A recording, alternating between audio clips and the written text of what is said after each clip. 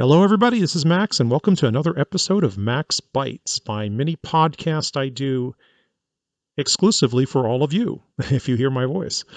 And I hope everybody's having a wonderful week and a blessed week. And I hope you had a wonderful weekend, a restful weekend. I know I did, and cut loose and unplugged. And that's the thing. I think people need to start. I've been talking about this on my on the Fortress on Maximus Premium to some of my premium members, and the need to unplug, the need to unwind and balance. And I think people get too obsessed with what's going on and going on around us.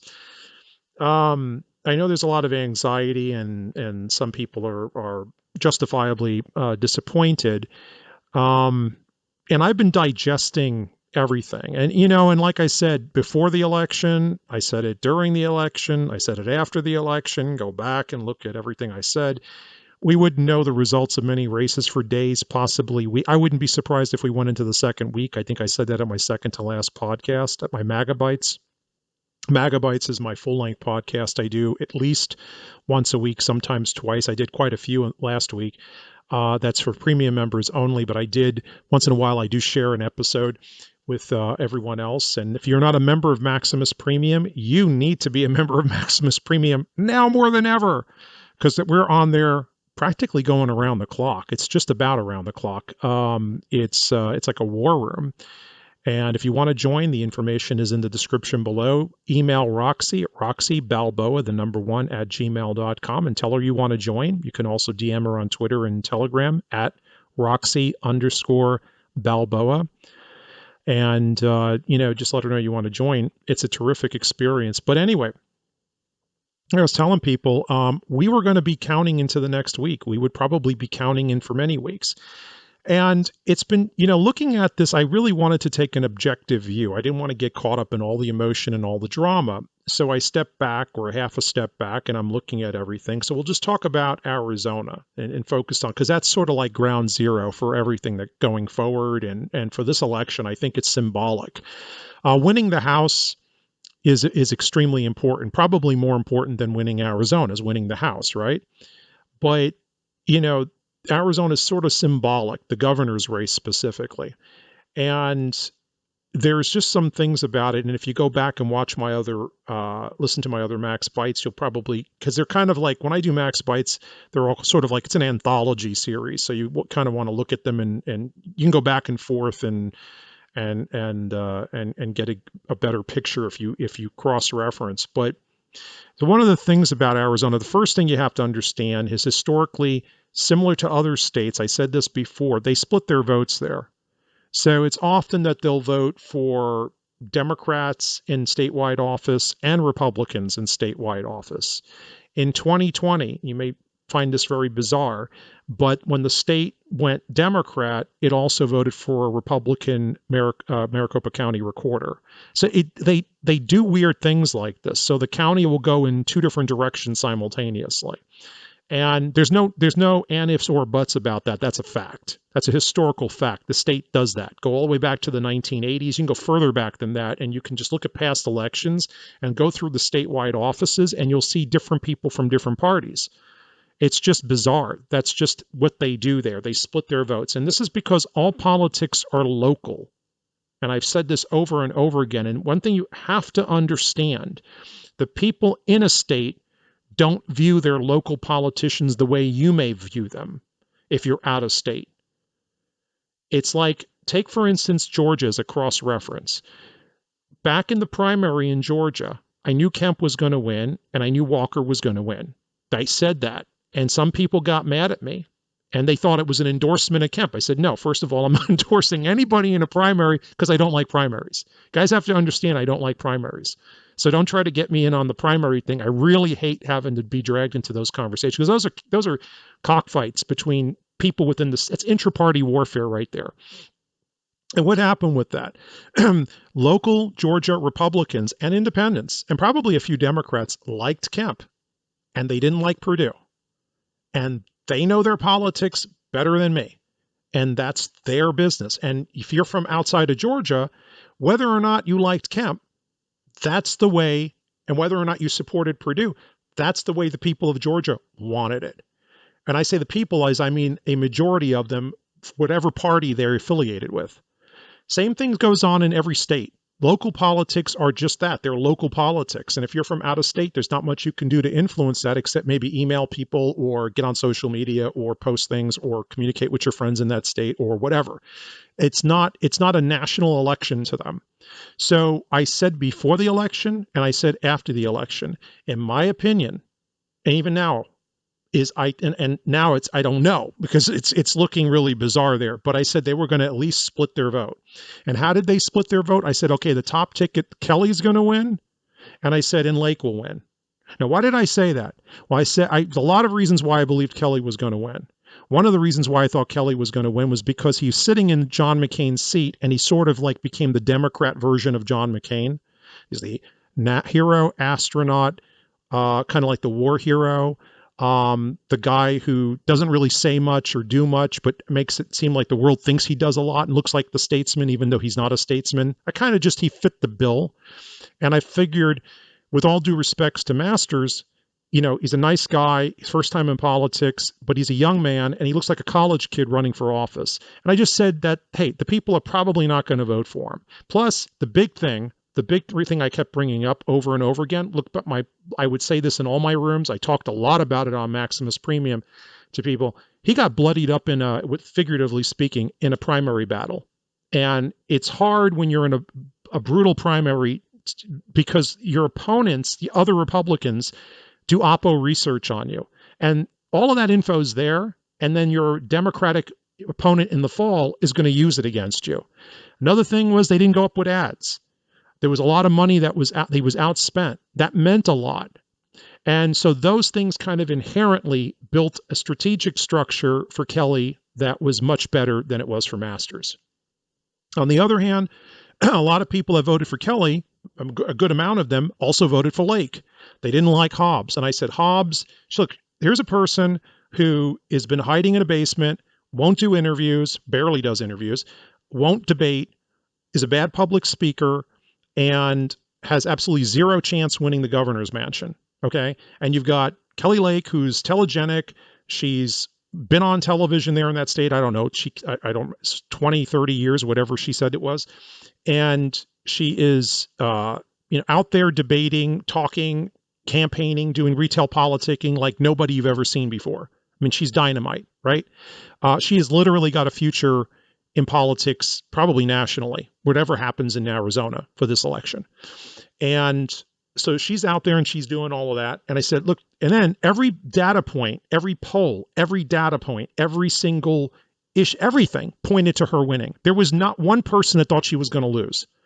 In fact, I would say nobody, even Katie Hobbs, knew she was going to win, that Kari Lake was going to win. Nobody thought that it's going to go in the direction it looks like. If you look at the hard numbers, it may go. Okay. All I have to say about pollsters, with all due respect to the people on our side, is they have tons of egg on their face. Now, if you're in my on premium, I've been talking about this too. And again, if you haven't already, make sure you contact Roxy, email her, join Maximus Premium. You really want to be a part of it this winter. Georgia race is coming up. I'm going to be covering that. Then we're going to pivot to the Republican investigations that's going to start in January into the Biden family. The Biden family is going to be very interesting, what goes on there in the administration. We're going to be covering all of that. Definitely going to be posting on that, tons of material on that, because that's what we're looking at as we go into 2023. As you can tell, I have a lot of faith that we're going to take the House. We're 4 seats from it right now, and we're leading in 8 races. Democrats have to run the tables. The odds are we will win the House. Probably, I said this about 2 days ago, and I really haven't changed my mind. 221 to 222 seats is what it's looking like. Hasn't been called yet. It's not official yet, but that's what it is. But back to, Lake and everything. So every data point pointed her to that. The pollsters, frankly, can't poll anymore. I don't know and I'm talking about people on right-wing pollsters. They're great guys. I have nothing but respect for them. It's just, they made a mess. And at the end, they were basically suggesting we were going to win far-flung states like Washington and New York. And I said that was never going to happen. People were actually asking me, what about Illinois? I said it was never going to happen. In fact, I said Democrats may pick up seats in Illinois. I mean, I actually said that to people, and for some reason, people don't understand it. In fact, I said Democrats would win Michigan. I said Democrats were going to win. Shapiro was going to win in Pennsylvania. I said Hachu was going to win in New York, but Zeldin was going to come really close, probably within 5 points. It looks like he lost by 5.8%, so I was really close with that. But he was going to help down the ballot Republicans, and that's exactly what was going to happen. I said Republicans would pick up seats in the House. They'd pick up seats in California. They'd pick up House seats in New York and in New Jersey. That's exactly what happened. I said that they were going to pick up they were going to flip seats in strategic areas like Oregon. That was going to happen. I did say the Oregon's governor's race was too close to call, and I said it looked favorable, but don't forget it's a split vote. That's the only reason the Republican had a chance, and sure enough, they lost. And I said, and I did say this, and I'm honest, Oz was going to win, but I said, because on paper, he looks like he's going to win because he suffered a brutal primary and people don't like him in Pennsylvania. Pennsylvania Republicans don't like him because he wasn't really MAGA or he's a rhino. I heard every excuse about not supporting him, and I said from the primary in Pennsylvania, he was possibly not going to win. And I said in Arizona, they were going to split their vote. It appears they did that anyway. Let's go down the races in Arizona. And this is going to be very interesting for you. And I've been going through trying to find online information about their races. And here's what I found. Okay. Putting the governor's race on the side because that's still an unknown as of this time. Kelly won. We don't know about the attorney general either. That's an unknown. Let's put that on the side. It looks like Fontes won, the one who made a disaster of Maricopa County. He won the SOS race. And Mark Fincham is a really good guy and a patriot, by the way.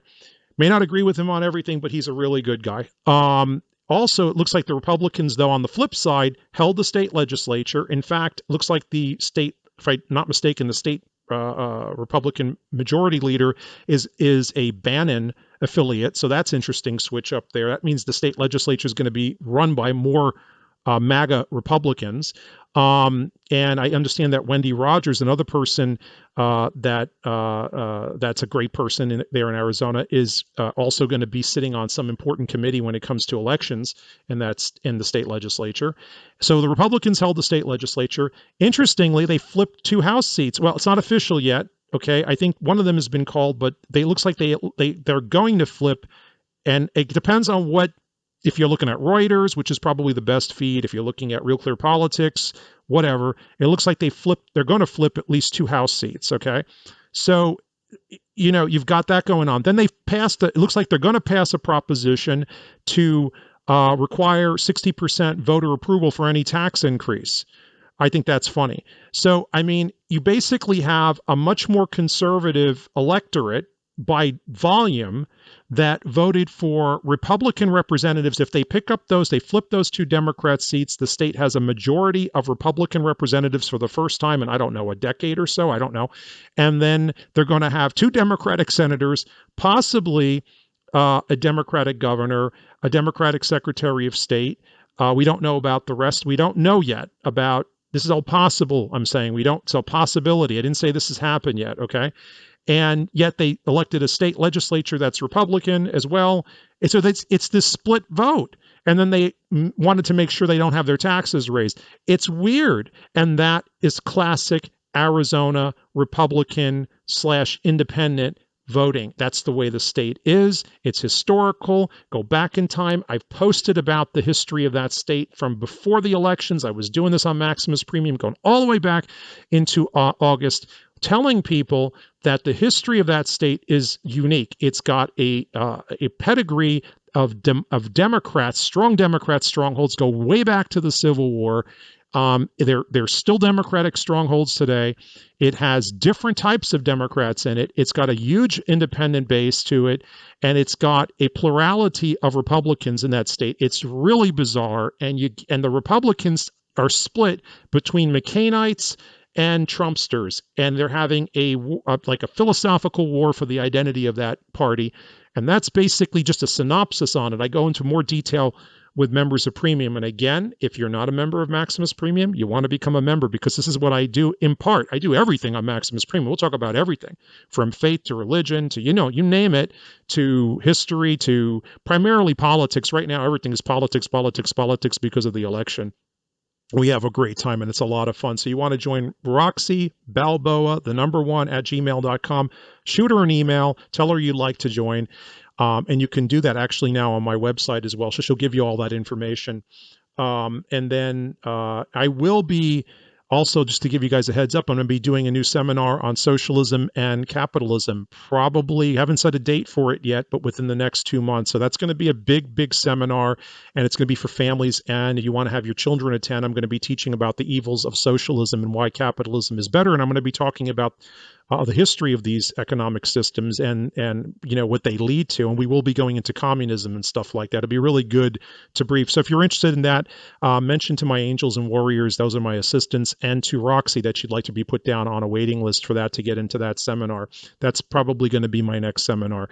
And so anyway, this is where we are at Arizona. It's this bizarre state. Now, let's just say one thing. I want to just go to a second part to this, and the second part to this is going to be what's going on right now.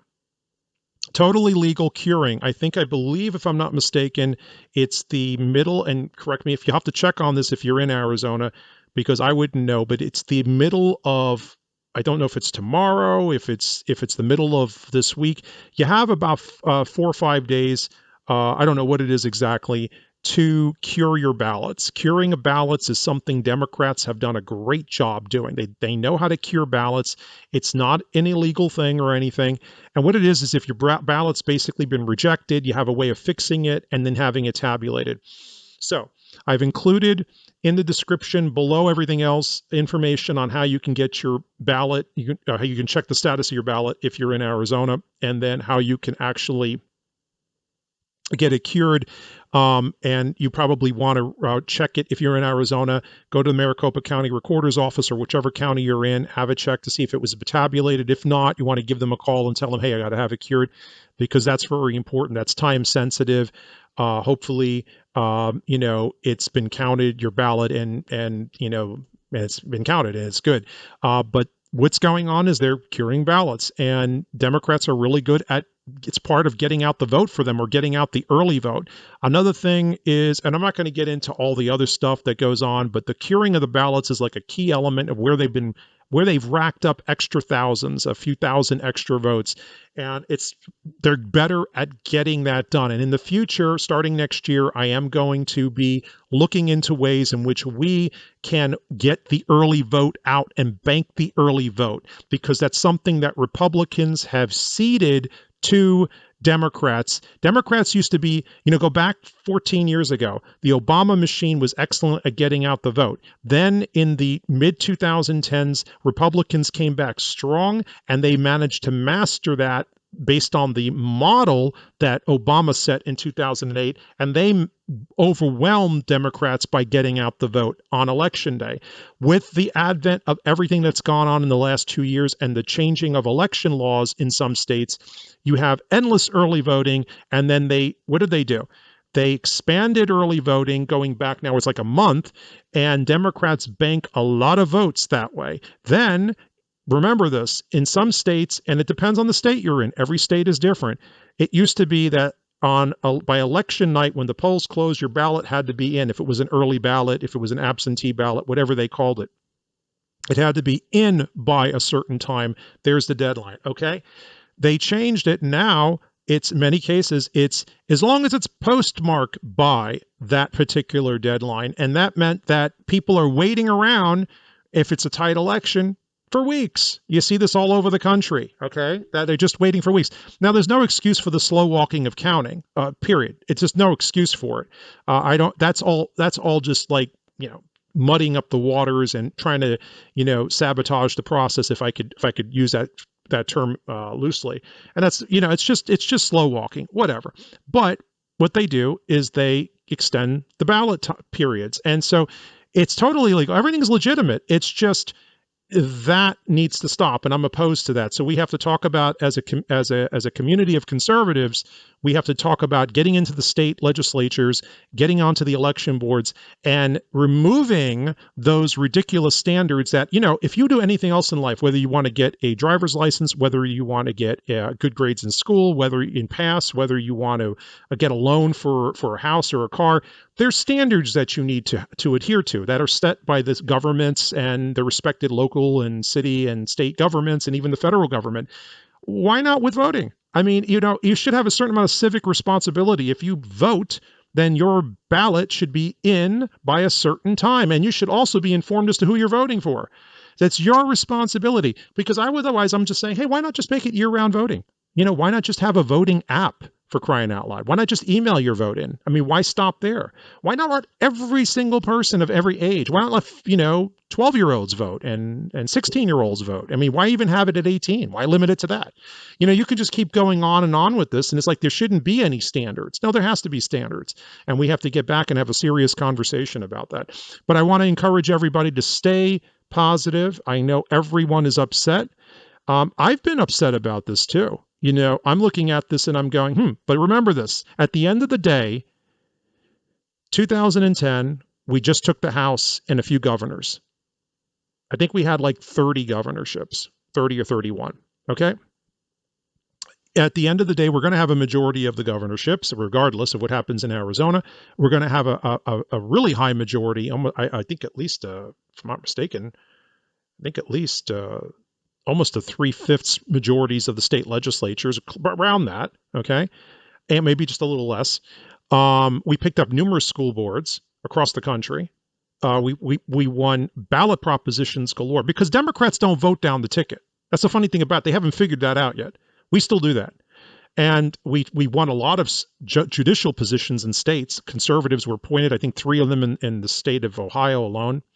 And we won a lot of seats that were important as well. And it looks like, if I'm not mistaken, if everybody else is not mistaken either, it looks like we're all looking at looks like the range, depending on who you're looking at, 220 to 222 House seats. I think it'll be closer to 222. That means we took the House. We've done really good, guys. In 2010, we didn't win the Senate, by the way. We didn't win the Senate back until 2014. I don't know if anybody remembers that. That was a wave election in 2014 that nobody remembers. That's when we won 9 Senate seats out of the blue. No one even saw that coming. Boom. All of a sudden, we won 9 Senate seats. Almost won a 10th one. That would have been Virginia. But guess what? Republicans didn't spend any money in Virginia, and Ed Gillespie lost that race, I think, by less than 2%. Guess who was the Republican leader back then? Mitch McConnell. So anyways, guys, I just wanted to share all of this with you. Keep it in perspective. We will get through it. If you want to support my work, please do so at my Venmo or at my PayPal. You can do that. The links are on my YouTube page and in the description below. Do sign up for Maximus Premium. That's really the happening place where everything's happening. We really go down a lot, and we have a great community of patriots and intellectuals there, and we're already brainstorming for the future. So we'd like you to become a part of that. Reach out to Roxy Balboa, @, at gmail.com. You can also DM her directly on Telegram and Twitter. If you know her DM, go ahead and DM her. And do put yourself down for Socialism versus Capitalism. That's going to be my next seminar. And that's going to be for families and children. It's going to be a great seminar. And adults. It's going to be right across the board. All ages are welcome to attend. So I hope you do. God bless yous. I love yous. Leave me a comment. Thumbs up, subscribe, and share. Please do share and leave a comment. I love those positive comments. I love those comments. I love the feedback. I do love the thumbs ups too, so give me those. I also enjoy you guys subscribing, so please do that. That's the way we beat the system. We beat the algorithms, as I put it. So anyways, and hang tough. We will get through it one way or the other. We always survive. And I think it wasn't it in I think it was The Dark Knight. Was it The Dark Knight Returns, where Alfred said, endure. Remember that? What can he do? Well, endure. So we endure, Hey, it's not easy being a patriot warrior, is it? Who said it was ever going to be easy?